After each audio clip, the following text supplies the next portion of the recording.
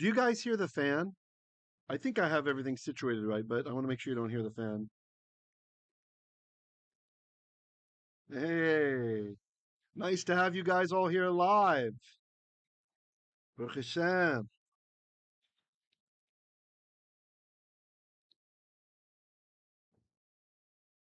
Gary, Shalom, Brenda, Felix, Pei, Troy, Betty, Kenneth, Tet, Aharon, Altruistic Torah Studies. Good to have you all here. All right, we have a minion, Thea. Great.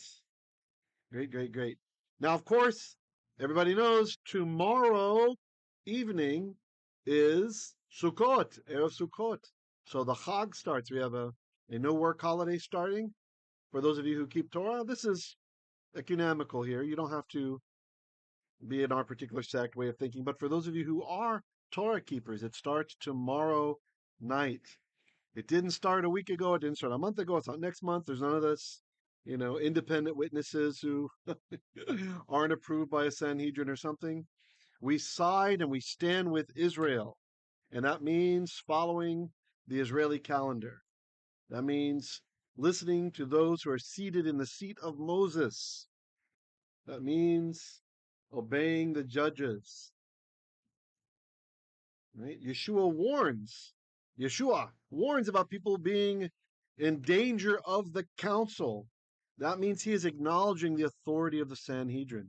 He's acknowledging that authority is biblical based. It's based on the Bible, and they have the authority to set the calendar. And so the Jewish calendar tells us, and I'm speaking to friends who are Hebrew roots, the Jewish calendar tells us, Bnei Israel, that Wednesday evening at sundown begins Chag Sukkot, the birthday of the Messiah. So, hey, Shalom, Nick. Oh, Shalom, Lee is here. I love that username. Lee is here. Although it might have been funny if you said Lee is somewhere else. Lee is not here. All right, let's start with a real quick prayer. אבינו מלכנו כן יהי רצון, כי היום הזה אנחנו יכולים ללמוד טוב בעיניך. בי אדוני תפתח את פי, כי אני יכול לדבר רק כי אתה רוצה. גם תשלח נא את רוחך עלינו.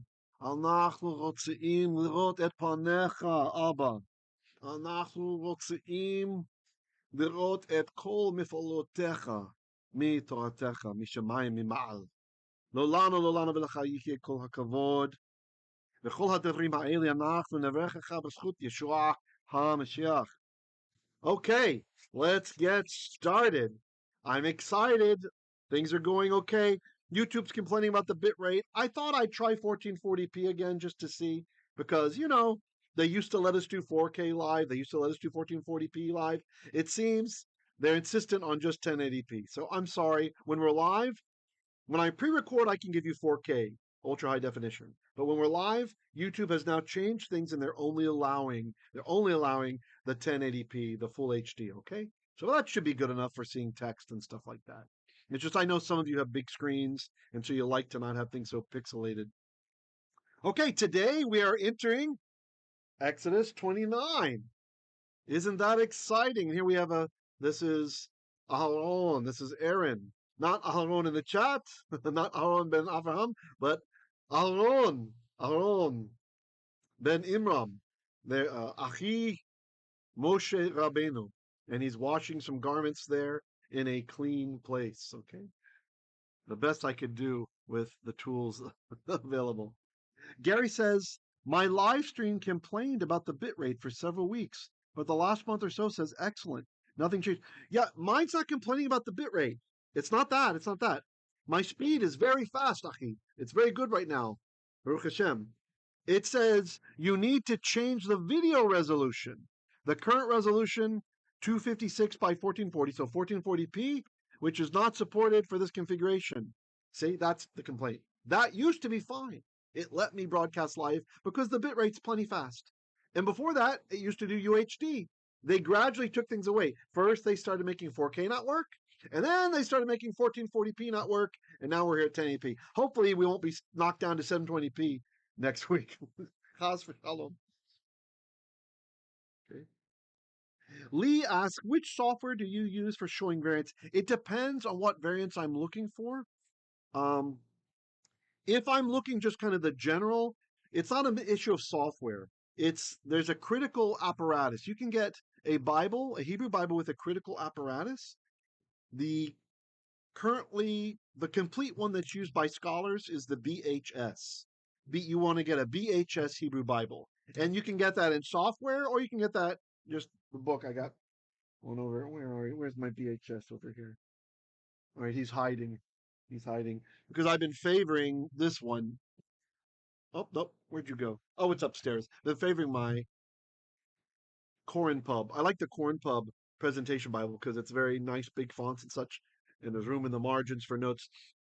So the BHS is the Biblia Hebraica Stuttgartensia, all right? And the publisher is Deutsche Bibelgeschaft. Geschäft, say it right. In case Joshua Roth is listening, Geschäft. He never corrects me, but I know he speaks German natively, so I know he'll catch my American accent. So yeah, that's what you want. So if you're using software and you want to have access to many of the variants, it's just the most common, like the most significant variants. It's not going to give you all the Dead Sea Scroll stuff.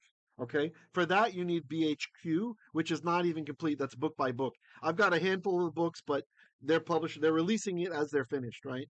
So that's the Biblia Hebraica Quinta. It's the follow one. What's nice about the Quinta is the comments are in English instead of stupid Latin. The stupid BH. I don't know Latin. The Latin I know I've just picked up from movies and okay, a little bit flipping through a grammar out of curiosity and just like that. Nothing strong, like very a wimp on Latin. And so I hate that the comments are Latin. Sometimes I got to look up what is that comment if it's one that I don't know and looking up the Latin, and sometimes that doesn't even resolve it. So BHQ, the comments are in English, and it's much bigger comments, and they include the Dead Sea Scrolls corpus. Although sometimes Dead Sea Scrolls is also incorporated into BHS. Okay, so as far as Bible software, you can get this on I think it's called Accord. What's the one for Apple? Big for Apple, Accord, or Logos, or the out of business, but you can still get them sometimes used on eBay, which was very good. BibleWorks, and there's some others. They all have the critical apparatus. If you want to use Bible software, you can do that. Nick Orr says, I just ordered the Crossway Hebrew Reader's Bible. Excellent. Excellent. Oh, you saw my YouTube review. Thanks. Great, great, great. Yeah, that's a nice one. I think you'll enjoy that. Good for you, Nick. That's great. Yeah, that's he's talking about a Hebrew Reader's Bible. So what that is if you go through my Hebrew words of the day and you get your high level vocabulary memorized, the words that occur like hundreds of times and such, and you get a Hebrew Reader's Bible, that will only show you the words that are lower frequency. And so instead of an interlinear or a parallel where you're tempted to just look at the English, it's just Hebrew, and then they'll have as footnotes. You'll come across, if there's a word which is rarer than your memorization frequency, it will have a little superscript. You look at the bottom, and it'll tell you about that word, and it will tell you grammatical information. The one he got will tell you. So it's very useful. So that's a nice thing. So you can just be in the Hebrew, swimming in the Hebrew, and you don't have to be flipping through dictionaries. Most of the definitions come from Halot, which is the premier lexicon. Well, there's still glosses, right? So sometimes you still will want to check out a lexicon if something feels weird to you, or maybe they're injecting a worldview, but still way better than using translation or an interlinear. Yeah, you're very welcome, Lee. Good. It was a good question. Hey, shalom, Tehran. Tehran. Okay, let's get into the stuff. I'm going to be continuing at kind of the fairly brisk pace that we've been doing lately. Don't worry, not like on the Chag last time. It won't be like that. It'll be a little bit slower than that, a lot slower than that. But I'm continuing to expand for those of our students who are used to a more fast pace, because you can always slow it down, okay? Like Gary was saying, it's nice to mix it up a little bit. So we will mix it up a little bit. So let's do this now. This was last week's. I think I'll skip that. I was going to review that. Let's skip that. We are in chapter 29 now. Working through Exodus. Wow. Pretty sure we'll be done with Exodus by the time Hanukkah gets here. Not Hanukkah, sorry. Pesach. Pesach. Okay, here we go. Exodus chapter 29, verse 1. V'zeh hadavar asher ta'aseh lahem lekadesh otam lechahen li. Okay, and maybe we won't sing it all. I was wanting to get through several verses. V'zeh, ve, that's the conjunction, and, but, now, if, when, or. I'm just going to say now. Zeh, this is ha-davar. Ha. This is the davar. Hold on. Why is it not changing colors? What's going on with you? Okay, hold on.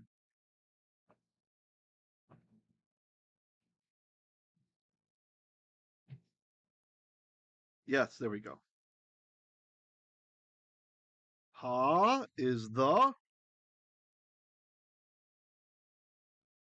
This is the davar. This is the thing. This is the matter. This is the affair. This is what's going on. Not affair like a sordid affair. Affair like the issue. This is the issue. This is the thing. You know the thing. It's prophetic mockery. You know the thing. V'zeh hadavar. Now this is the thing. Asher, which or with which, to raseh. So the verb is rasa, ayin, sin, hey, to do or to make, and the tav at the front, that tells you it's you.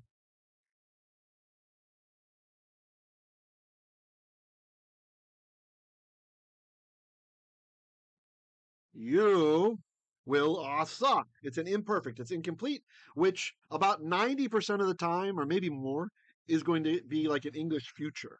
Okay? Yeah, please listen to what admin Ted is saying. Give me the thumbs up, okay? Okay. Lahem. La. The lamed is inseparable preposition meaning to or for.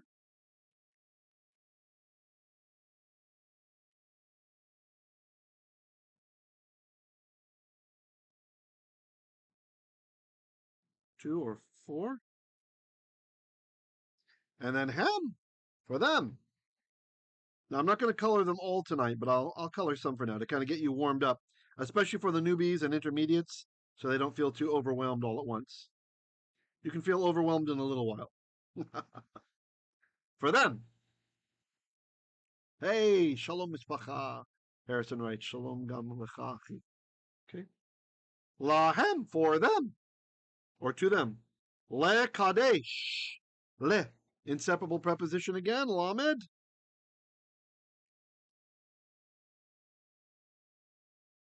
To. And in the root, I'm guessing you guys know kadash, right? Kadash, or at least you know kadosh. I think most people know kadosh. Most people who are interested in Hebrew. Kadosh, kadosh, kadosh, right? Holy, holy. So it's the same root, the root letters, kof or kuf, depending on how you say that. I mean, depending on your minhag. Kuf, dalet, shin. Okay, that's the root letters. And ironically, I will use Roman numerals. I just think it's useful in notes to not, people are used to seeing it. So, but this one has a strong dagesh. Oi, sorry. In the dalet, right there. See that strong dagesh? So that tells it's the PL binyan, the PL verbal stem. And that means it's an intensified meaning. Usually that's got intensified, sometimes causative, sometimes it shares with the hefil function. So the verb kadash is to be holy, to be set apart, to be not easily accessible. That's why we don't say God's sacred name that starts with the letter Yod, with the Y, because his name, we're supposed to sanctify his name, to treat it as if it is not easily approachable. So you don't say it all the time like a normal human name, right? Okay, that's one of the many reasons. But this is PL, so it's like intensive form of kadash is to designate as holy, right? But it can mean sanctify also. I'm going to go with designate so that we have a difference between kidesh and hikdish, right? Which is hikdish would be to sanctify. That's the causative, the hefil, to cause to be kadosh. Whereas kidesh, the PL, would be to designate as holy. So le kadesh, to designate as holy, otam. Otam, this is two words together. It's et which is the DDO, the definite direct object marker, plus meaning them. If you haven't learned about the suffixes, the pronominal suffixes, I have a video in the playlist language snippets, and it says pronominal suffixes or alternative pronominal suffixes, something like that. And you can go learn it there if you like. You can watch that later, go through and learn all the different endings for suffixes that express ownership and that kind of stuff. Very useful because they're everywhere. It's everywhere. If I'm too fast, even though we're teaching live right now, you can slow down live YouTube streaming. So you can slow it down. You can click that gear box up at the top and slow me down 0.75, 0.5, whatever you like. But you can't speed me up when it's live. This isn't Spaceballs. Lechahen.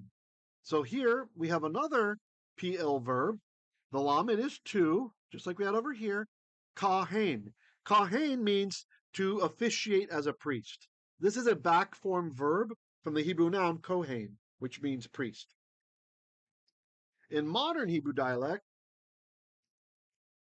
also in places in the Bible, and in Mishnaic Hebrew, a kohen is only a priest for the true God, who happens, and the priest happens to be, worshiping the true God, right? So, for example, Melchizedek, he's a kohen, right? So even though he's not technically a Jew, he's still a kohen, right? And the other priests, the priests after the order of Aharon, they're kohanim, right? But if it's a priest from another nation, other than Melchizedek, right? He's kind of the exception. Then it's a komer, kaf mem reisha, komer. And even today, like a Roman Catholic priest, don't call him a kohen in Hebrew. By the way, no, not bashing you Catholics if you're learning Hebrew. That's fine. Everyone here who loves the God of Israel is welcome to learn. But it's just we don't consider that like a real priest. Right? A lot of priests who doesn't get married, a priest who it's not like a real priest in the Hebrew understanding. So that would be a kolmer, and they don't mean like a pagan priest. Just the language developed in such a way that means like a non-Israeli priest. Because again, the only exception is Melchizedek, and then they're all from Israel, right? All the Kohanim after that. So lechahen is back formed. It's the verb to designate. You could even say to designate as a priest, like we did with Kidesh over here, right? You could say kihen to designate as a priest, but to act as a priest, really. Li, the lamed is for, and the e for me. Okay. So one more time. Now this is the matter, the thing, asher, which, or with which, ta'aseh, you shall asa, you shall do, lahem, for them. Lekadesh otam, to designate as holy, otam, them. This is et and Lechahen, to designate as a priest or to officiate as a priest. Li, for me. Okay, continuing.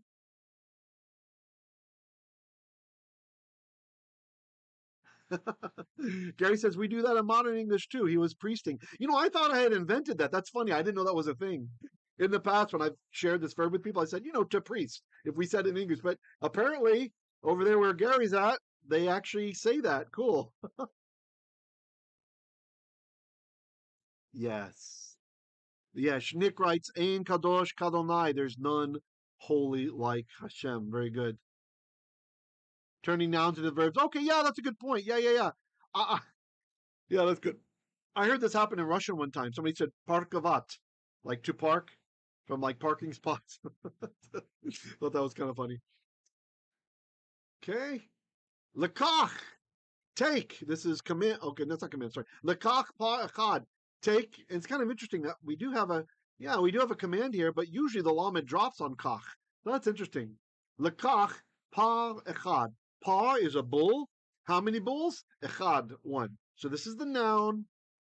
And then we have the adjective. Hold on, sorry. 9. Oi, go. Noun. Our noun is usually followed by the adjective in Hebrew. Except I wrote it in the wrong place. I'm just going to say N and an A, okay? Ben Bakar. Ben Bakar means son of a bovid.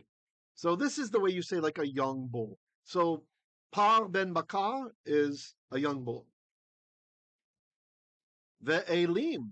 and ayil is a ram.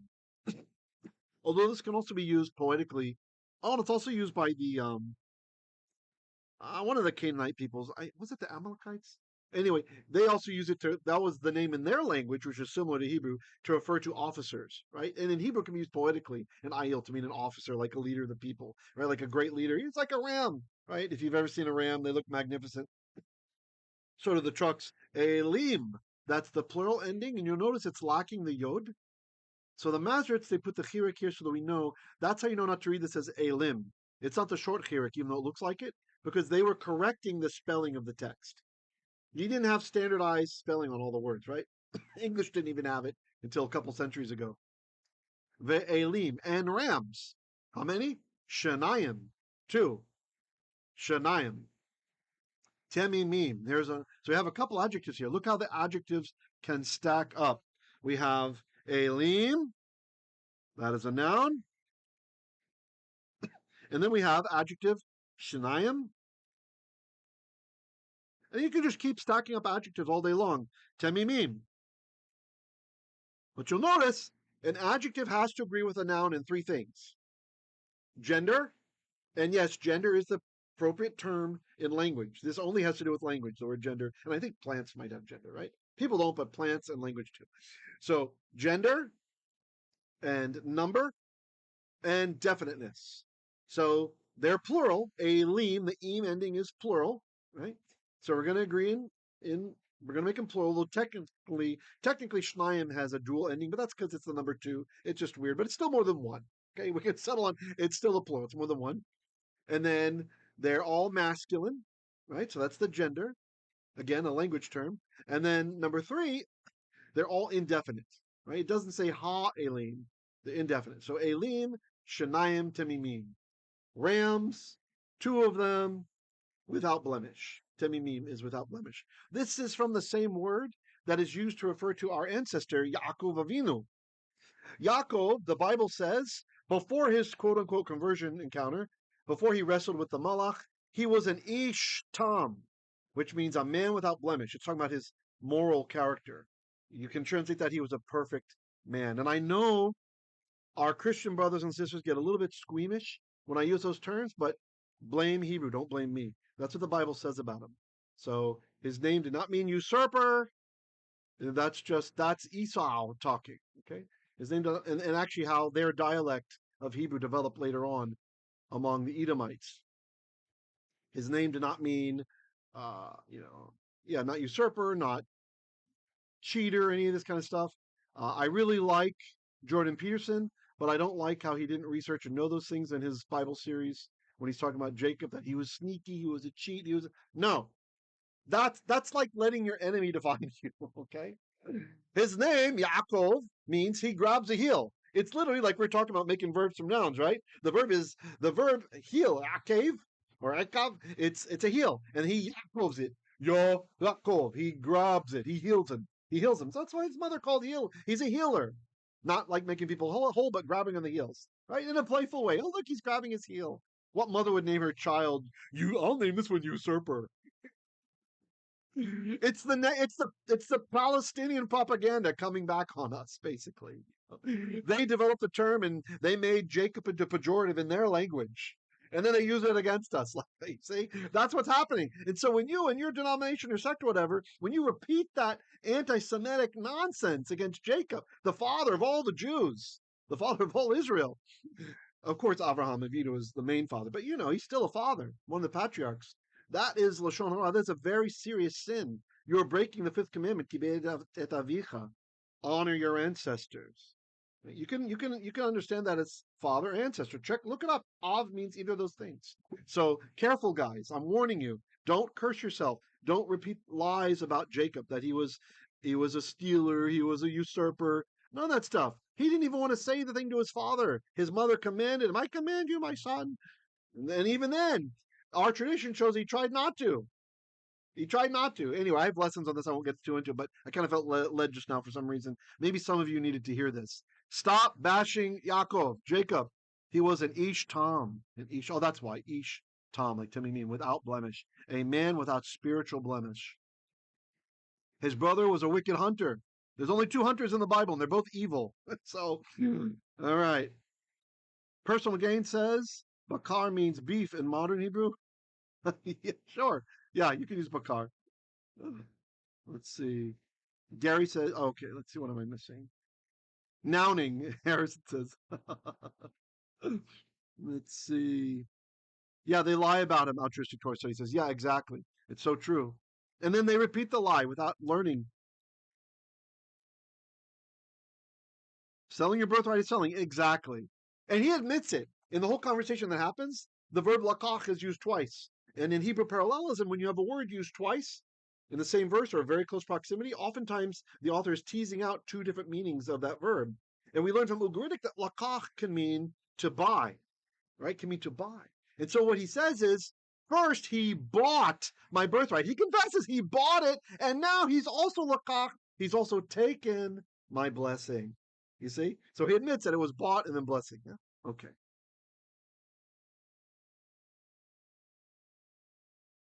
That's right. Esau's belly is his ale. So true. Sad, but true. Okay, continue on. Velechem, matzot, vechalot. Velechem and bread. Now, what kind of bread?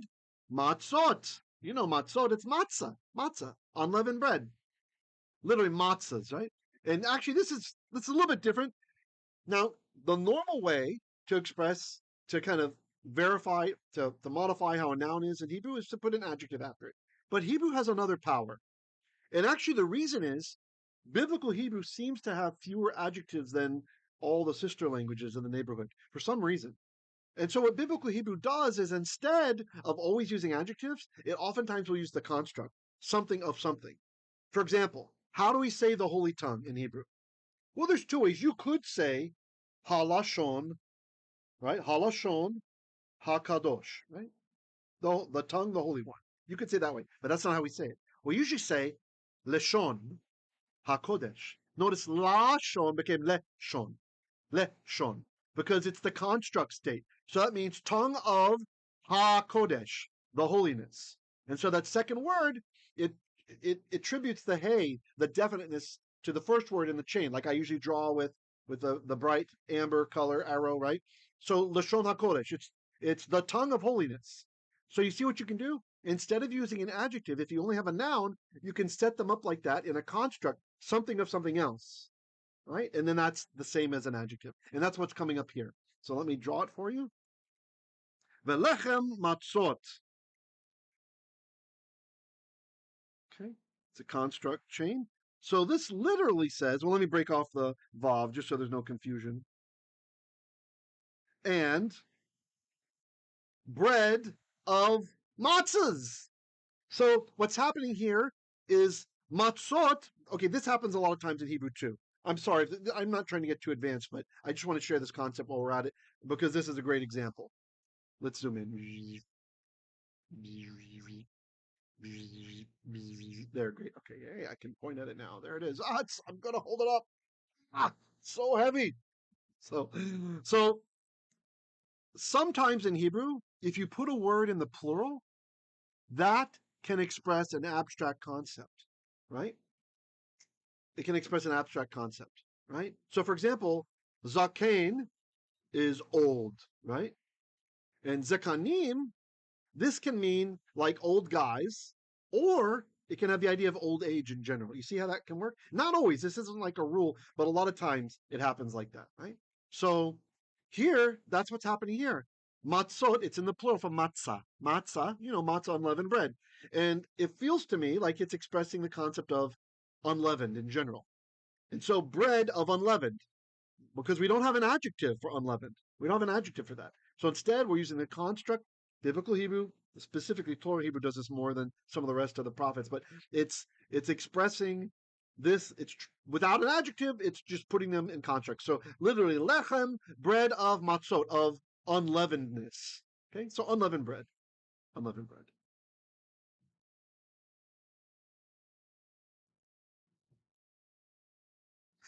Harrison, the sound effects. By the way, tonight I'm drinking. I found We found an unopened pack. Yay. My wife found. I thought we were out. This flavor is my favorite, but I can't find it by itself. Instead, you got to buy the variety pack, and then there's 4 of them in there. And I make a mug like this. I use 2 bags. That's like so sad. I've opened all our blue boxes. Anyways, so she found this is chocolate rooibos and vanilla. English tea shop, organic, kosher with a hextra mark. That's what I'm having with some steamed kosher oat milk. Yay. No sugar. No sugar. All right. So in trying not to be a hypocrite, you remember we talked about the new year and I gave a little talk about health and trying to make it so that we can live long enough to fulfill the significance in life that Hashem wants us to have. So since I shared that, I'm now not allowed to be a hypocrite about it. So I'm on 1 month with no sugar. I'm trying to do 1 month, no sugar. If it's like 7th ingredient, whatever, it's hard enough here in the Philippines to be kosher and not a bunch of chemicals in it and not too many hormones in it and, and not break the bank, And so if it's on the 7th, I'm doing it. Okay. Just if anybody wants to do that with me, I'm doing a 1 month with 0 sugar. Let's see if that helps some things. All right, continuing. V'chalot matzot belulot b'shemen. We'll just stop there. Challah, I think you guys know what challah is. Aharon's daughter makes beautiful challahs every Friday for them. Homemade challah from scratch, and they always look lovely. She makes 2 of them, as is the tradition. Very nice, very nice. That family over there, what you guys are doing. I love it. So that's the same thing. That's challah. It's that kind of bread. It's challah. That's where it comes from. It's from the Bible. We've had this tradition in Judaism ever since then. Matzot, okay, chalot, matzot, and even though this isn't really technically construct, this is just an opposition. I feel the author's trying to say the same thing here. So unleavened challahs. Belulot. Belulot means mixed. Mixed. And notice these are feminine. It's so interesting. It's like Moshe introduced matzot here with the feeling of an adjective. I just noticed this now in the construct. And now he's using it already over here. Look, he even dropped the vav. He didn't write it with the vav. The Masoretes had to put the vav in there. It's almost like his fluidity with the text. He's telling those in the kind of fluency they had in Torah Hebrew back then. Okay, here I'm going to introduce it, and here I'm already using it adjectively. That's what it's like. It's so interesting. Because why did he spell it differently even? It's really fantastic. So Velecha matzot, bread of matzahs, literally. Vechalot matzot belulot. See, these are adjectives again. Now we've got noun, adjective. See, we're stacking them up again. And challahs,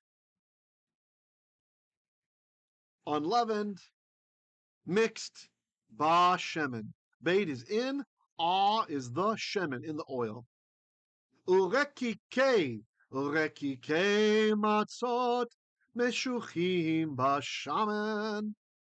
And rekike. So what is this? An interesting word. It's not that common. Rekike means wafers. Although there's some argument about some say raisin cakes or whatever. I think it's wafers. And wafers of, we have a construct chain. It's hard to see because I have the yellow there. So there's a construct chain with this word. And wafers of matzahs. So going back to this way of doing it again. Okay. Wafers of matzahs. Meshuchim. Do you guys recognize the... Lee likes the sound effects too. Do you guys recognize the root of this word?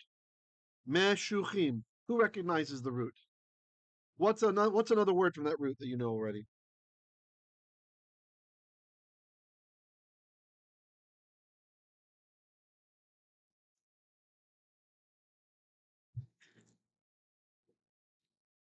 They got it? I will start to highlight it. There might be a delay, so if you know it, say it.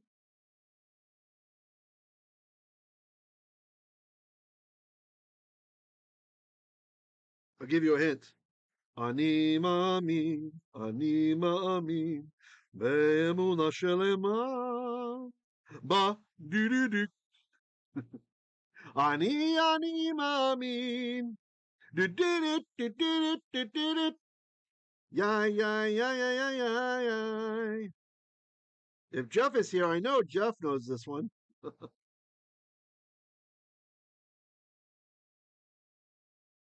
So mashach is the root. That's where we get Mashiach from. Mashach. Mashiach is one who's been mashach. Mashach is to anoint. To anoint. Specifically, it's almost always with oil, right? It's assumed with oil, even though the text is going to tell us. So meshuchim, this is passive. It means it's plural. Anointed, and then the bait, our inseparable preposition bait, can have lots of meanings.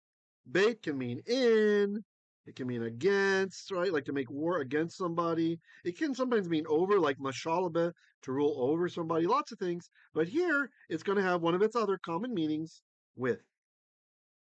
With. Here, the bait means with.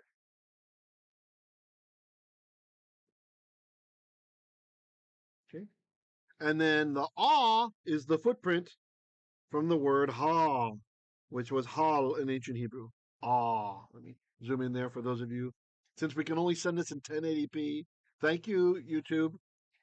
So you see, we've got, okay, I can't quite, can I get there? Can't quite get there. You see I have the circle and the other circle? That's the footprint from the hal, the ancient hal. That means the.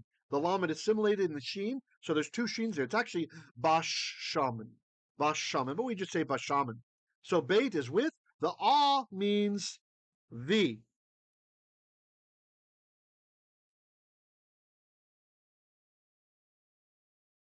With the shaman. Nope, it's not saying that you got to get one of these guys, shaman, like shaking stuff on people, smoke on people. No, not that kind of shaman. This word's usually shemen, just like we had in the, I think, was it in Judges recently? We had hash, we had ha. I'm having a brain con. Hashamish instead of Shemesh. Shemesh means sun, right? Sun. And Shamish is when you have that special accent mark there that looks like the wishbone, it changes it. So same thing here. Shemen, which is oil. Maybe I'll write that. That's a worthy word to know.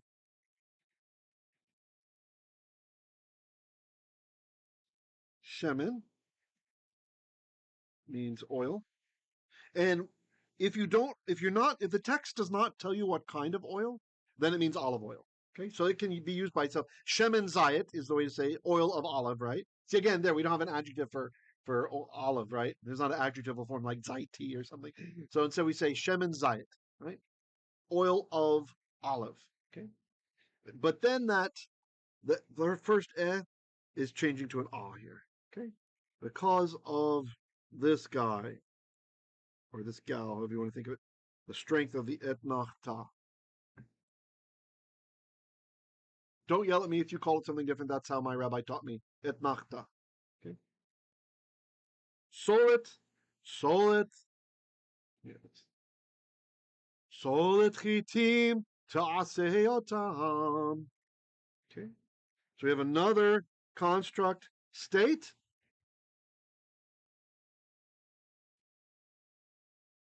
Solet chitim. Solet is a very, very fine quality flour. In modern terms, this would be Samalina.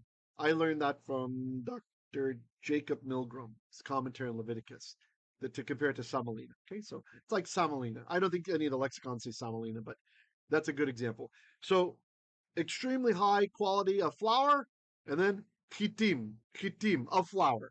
Okay. Extreme quality flour of flour. I haven't seen solet used for anything else. Oftentimes you see it by itself as solet.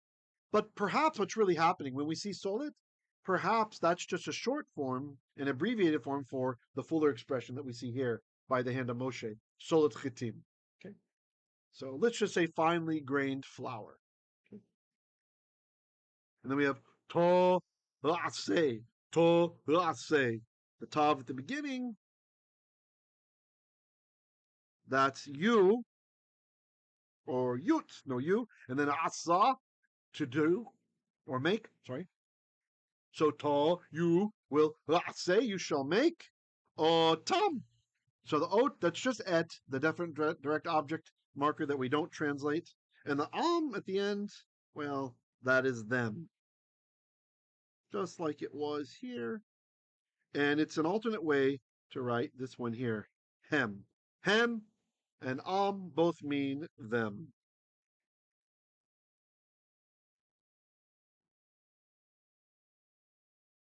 Them. Them. You shall make them. Okay, any comments or questions? How you guys doing? Let me do a quick time check here. Wow, it's already? Ah, I got involved. I started doing the notes. I got involved. I started doing the notes. Let me see what the next slide looks like. Ah, just one verse. Let's do one more verse, shall we? Shall we do one more verse? I was going to do 5 for you tonight, but I started. That's fine. That's fine. All right, I'm going to change the slide in 5, 4, 3, 2, 1. Aaron says, Faith is singing with you, Rav. Mashiach, Mashiach, Mashiach. Gosh, she knew it. Great, great, great. Altruistics with it for doing another verse. All right. All right, more. At least it's more. Here we are. Verse 3. All right, let's make verse 3 a little bit bigger. That's kind of small. Okay. And maybe we'll count this one. It's just one verse. Venatataha otam al sahal echad vehikravta otam basal. Okay, we'll stop there with the etnachta. Venatata.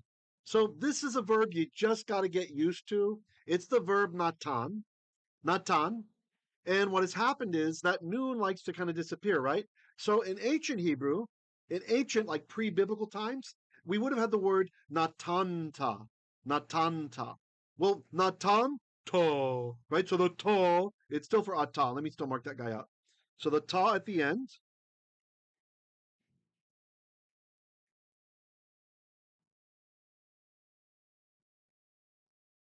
that's still reminding us of the tav in ata.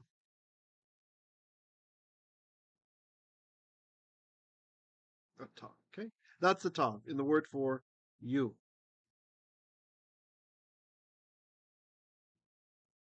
Let me put up my I'll put up my Patreon banner. Why not? We got enough space now.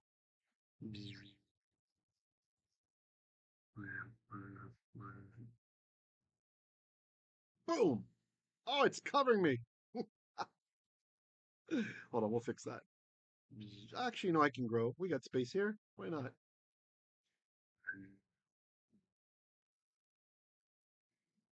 Sorry, I don't have a good lighting situation in the studio today, and the focus is a bit off. One of my PSUs died. But all right. Okay. So ata is you. So natan ta. Pardon me. Natan ta. That was you gave, or gave you. And then the dagesh and the tav there, this guy is telling us, hey, inside of me, there's, nope, wrong. Inside of me is the final noon, the noon. So we had na, tan. And that final noon, he went inside.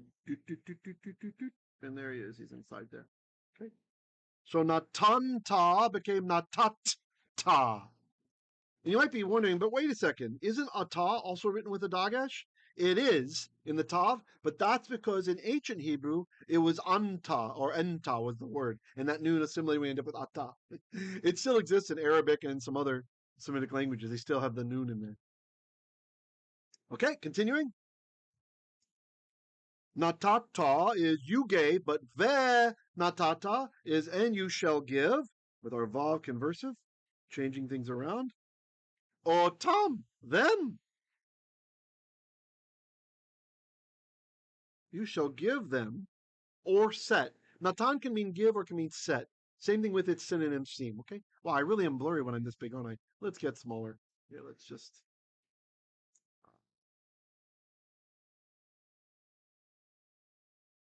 Let it go, and then I can... Let's shrink down again.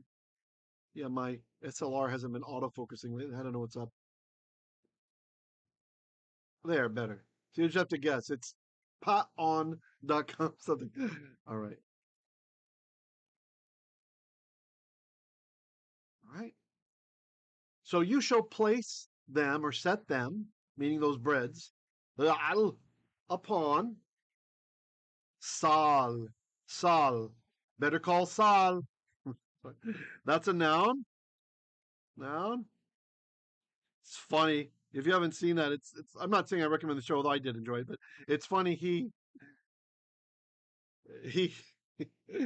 he's not a Jewish guy, the character, but the actor might be. I don't know. I don't think so. But he picks a Jewish name because he's a lawyer and he wants people to think that he's a good lawyer. So he changes his name legally to Saul Goodman.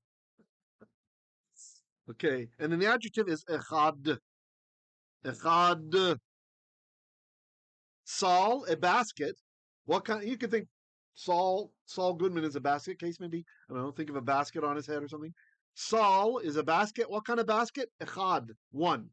The numbers are like adjectives, right? One. If it had been a feminine noun, we would have said achat, achat with a tav at the end. That's the feminine form of echad, right? Like when you count in Hebrew, you use the feminine forms. You say achat is number one. You don't say echad. You usually count achat. Okay. Sal echad, one basket. Vehikravto. So the verb is karav, which is to approach or to come near. And then we have this. Okay, I'll put the tav here. Just remind us that it's you. Okay. And then we have, I'm going to use red because I have the note, the heaf on top, reminding us this is a he fill.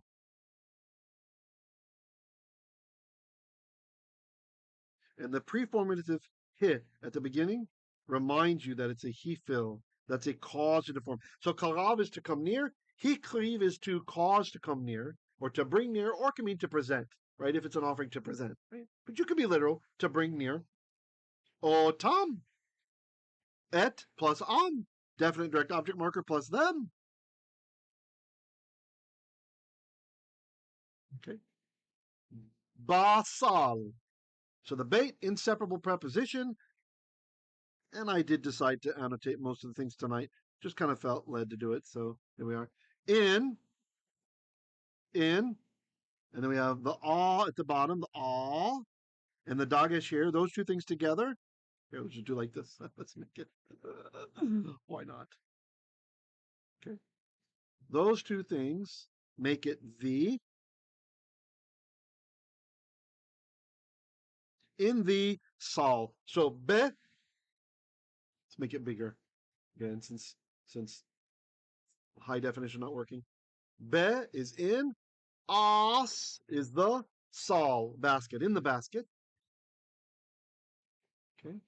By the way, I'm not seeing the chat if there's anything extra you guys have written since yes more. So if you did, I'm not answering. Sorry. It's sometimes YouTube does this. It's not updating. The et hapar, and don't translate et hapar, the par.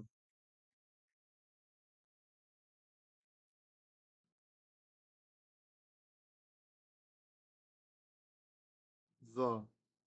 And you'll notice, excuse me, this hay over here, I'm just kind of pseudo outlining it, like making a shadow. And this one I fully colored in, so you could differentiate them. The fully covered in one is a verbal preformative that tells you what verbal stem we're using, the he fill. If you didn't get all that, don't worry about it. It's okay. It's okay.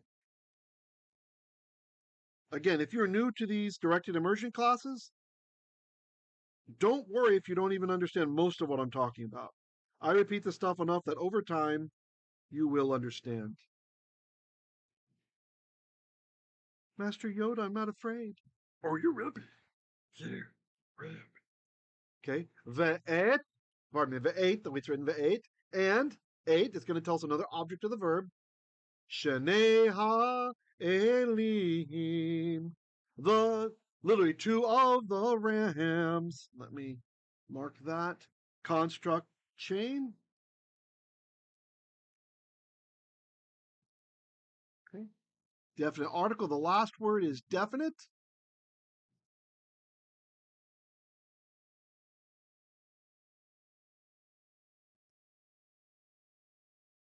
And here, Aleph can't take a dagesh. That's why, if you're wondering why the difference in pointing between this one and the one that's over there, because notice the one over there, the pei has a dagesh. It's got the dot saying there's two peis. Here, the Aleph can't be doubled. Aleph in ancient times was like a stop. Like if you've ever heard the Cockney accent, where instead of British, they'll say British, Brit. It's like stopping the air. That's what Aleph used to do, right? So how would you double that? Like you got to start the air to stop it, so it can't be doubled. So instead of taking a strong dagesh, it lengthens here. You can think of we had the patach, and then the dagesh went in, he get rejected, comes down, and then he lengthens the patach. I think that's a good visual mnemonic for that. That helps you remember what's going on. And Elim, that's an ayil in the plural, rams. So Shenei Hailihim, two of the rams. Okay. One more time through this verse, and then we'll be done. A little bit long today, I apologize, but I think some of you dig it, right? Personal Gain says Aleph, the first letter, also means bull, right? Oh, no. No. I'm glad you asked that. I will take a couple more minutes just to explain what he's saying. Actually, maybe I'll do that instead of reading. I want to talk about this. Very good question. Very good question. Thank you for being brave and asking. Now I'm going to pick on you a little bit, okay? Not you, just on the concept. Now, I know there are teachers out there that, and some of them make quite a bit of money off this. Well, one in particular I have in mind. I won't say his name because I don't think he means ill intent. He's just, for whatever reason, I think he actually believes this stuff. He thinks that the pictures of the letters, what they mean, and I'm not saying you meant this, by the way, Personal Gain, so I'm just piggybacking off of it, that the pictures of the letters, what they used to mean in Phoenician, that is actually has some balance, some kind of weight on what the text means, right? So the so-called Paleo Hebrew guys, they'll look at a word and say, oh, that one's got Aleph in it. And Aleph didn't mean bull, it meant ox, kind of meant ox, very related, right? Because in Paleo Hebrew it was written like this with a thing, like you're looking at an ox with a yoke on him, and so that represents strength. And so anytime there's a word with an Aleph in it, they'll be like, oh, it's got something to do with strong. They try to work that in to like a deeper definition of the word. And I'm not going to go detailed now because I've talked about this a few times before, but Hebrew doesn't work that way. Okay, it doesn't work that way. As an amateur student of ancient Egyptian, so-called Middle Egyptian grammar is what I used to study. You can do that in Egyptian. You can do that because there's thousands of signs. So you can put special emphasis. If you want to be poetic, like I could write your name. If I like you, I can use nice symbols, rabbits and, like nice trees, maybe something from the marsh, maybe like a nice building. You can use nice signs if you want. And I could write the exact same name, just reduplicating those sounds with like snakes and scarab, and like a penis at the end. I'm sorry, Egyptian had that. I can put the shlong in there as part of your name, maybe saying something about what I think about you. You can. And I'm not saying your name is Richard. Oh, if it is, I can put that at the end as determined. So there's ways in ancient Egyptian you can, with a language that has thousands of symbols that you can use for actual sounds, making sounds from them, not just what it's a picture of. You can do that. But in Hebrew, 22 letters, man. By the way, I'm Personal Gain. I'm not saying you think this. You just maybe think about it. So I thought maybe the Ruach was asking for this to be explained real quickly, okay? You're right. Aleph does mean an ox. Originally, in the ancient Phoenician, that's what it was. And it's still, and we have the same word in Hebrew. But that scripting system doesn't give any extra information to the meaning of the words in Hebrew, okay? Because if the language existed, we're just picking alphabets to write stuff down with, right?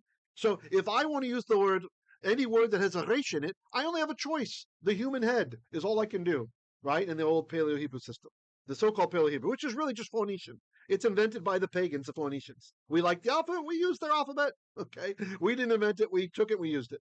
So it's not like holier than the alphabet that we have now. Although I know there's a few minority sages who think that it's holier, and the Jewish people don't currently deserve it, and someday we'll go back and have it. So notwithstanding that, it doesn't give us extra information linguistically.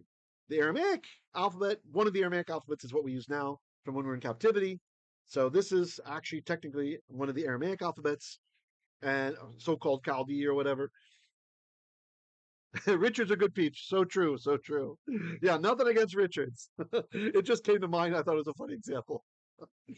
So, okay, so don't get sucked into that whole Paleo Hebrew mystery, all right? And it's not just me who says this.